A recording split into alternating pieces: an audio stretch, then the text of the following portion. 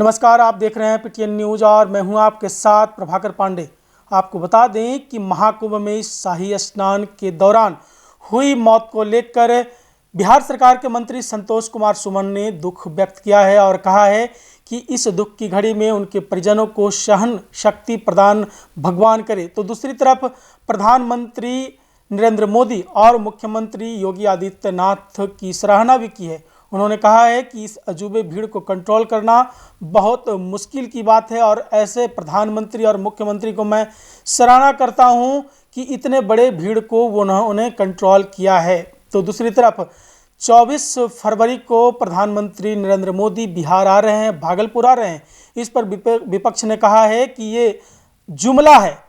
तो संतोष कुमार सुमन ने कहा है कि प्रधानमंत्री आ रहे हैं, कहीं बड़ा उपहार न दे दें, इसके लिए विपक्ष को डर हो रहा है कि मेरा मान सम्मान योजना धरा का धरा न रह जाए, पोस्टर छपा का छपा न रह जाए, इसलिए विपक्ष को चिंता सता रही है। तो वहीं अजय मंडल कल पत्रकारों पर लात घुस्से से प्रहार किया और मारा, इतना मारा कि जो पत्रकार थे वो हॉस्पिटलाइज हो गए। उस पर भी चिंता व्यक्त किया। उन्होंने कहा है कि ऐसे लोग जो कि सांसद और विधायक हो करके भी इस तरह के जो काम कर रहे हैं ये गलत है, ऐसा नहीं करना चाहिए। मैं घोर निंदा करता हूं।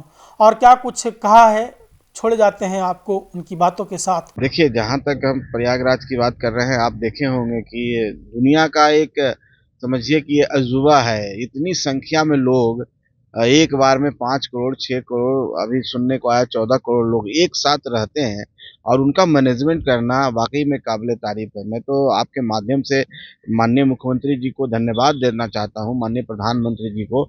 इतना बड़ा आयोजन को इतनी शांति ढंग से उन्होंने इसका काम कर रहे हैं। आज भी एक सिटी बसा हुआ है, दुनिया का सबसे बड़ा सिटी वो बसा हुआ है और उसमें एक घटना, दुखद घटना हुई है।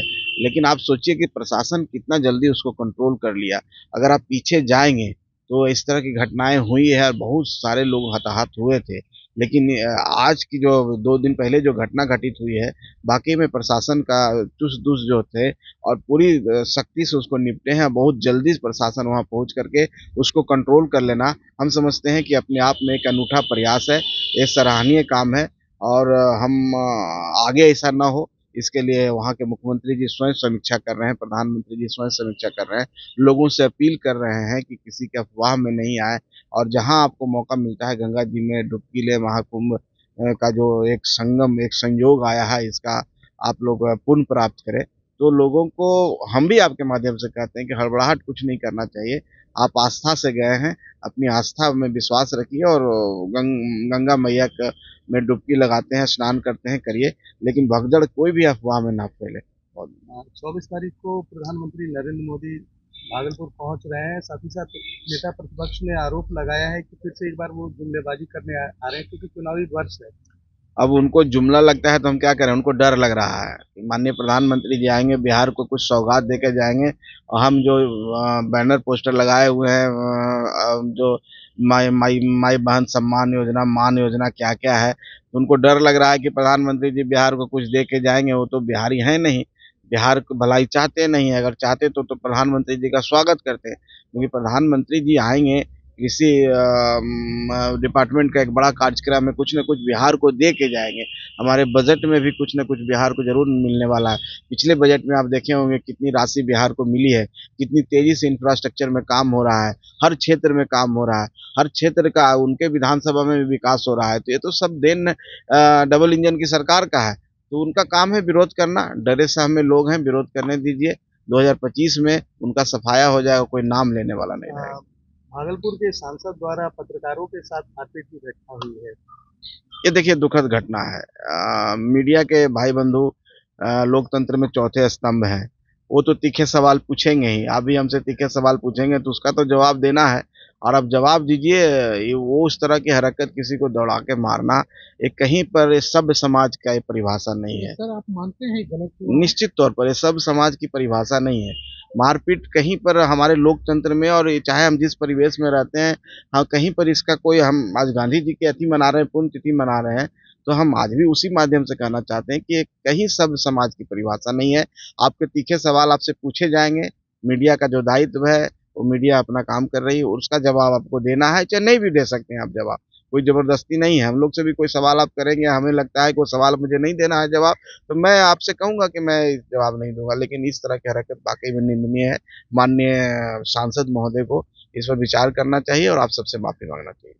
सर, बीपीएससी में जो धांधली हुआ है उसको लेकर के छात्र फिर से सड़कों पर उतर रहे हैं और चिराग पासवान ने भी बोल दिया है कि री एग्जाम होना चाहिए। नहीं देखिए, माननीय चिराग पासवान जी ने आयोग से कहा है, जो बीपीएससी है, बिहार लोक सेवा आयोग जो है, उनसे कहा है कि आप इसको देखिए, माने जो छात्र बोल रहे हैं उनके आरोपों पर आप ध्यान दीजिए, उनके आरोपों को आप फिर से विवेचना कीजिए। तो हम समझते हैं कि आयोग हमारा जो है वो निष्पक्ष है, सक्षम है और छात्रों के द्वारा जो भी बातें उठाई गई है आयोग के समक्ष है, प्रस्तुत है। आयोग उसमें छानबीन किया है और जहाँ पर गड़बड़ियाँ नज़र आई है उस पर देखें कि पुनः एग्ज़ाम हुआ था और हम समझते हैं आगे भी ऐसी कोई बातें आएगी तो आयोग सक्षम है, सरकार निष्पक्ष है। सरकार ने तो साफ कहा है कि अगर ऐसी कोई बात छात्रों के पास है, जो आपके पास साक्ष्य है, तो आप साक्ष्य हमको दीजिए, हम उसको करेंगे। तो देखिए, बेबुनियाद की बात करना वो अलग बात है और छात्र से भी अपील करेंगे, शांति बनाए रखिए और पढ़ने लिखने में ध्यान दीजिए। अगर कहीं पर भी कुछ आपको ऐसा लगता है तो आप साक्ष्य प्रस्तुत कीजिए, सरकार उस पर एक्शन लेगी। अभी हम जैसा मानते हैं कि आयोग जो हमारा आयोग है, अब लालू जी के राज में क्या होता था, अब 4 साल 5 साल परीक्षाएं लेट होती थी, एग्जाम नहीं होता था, कितनी बदनामी होती थी। उससे माननीय नीतीश कुमार जी ने आज इस एग्जाम को सुचारू रूप से चालू करा दिया है। हर साल होते हैं, वैकेंसी बढ़ गई है, ज़्यादा से ज़्यादा छात्र इसमें आ रहे हैं। बहुत से हमारे छात्र अब बन रहे हैं, डीएसपी बन रहे हैं, एसडीएम बन रहे हैं, सब बन रहे हैं। तो हमको थोड़ा-सा सरकार पर विश्वास रखना चाहिए, थोड़ा पर सब्र करना चाहिए छात्रों को।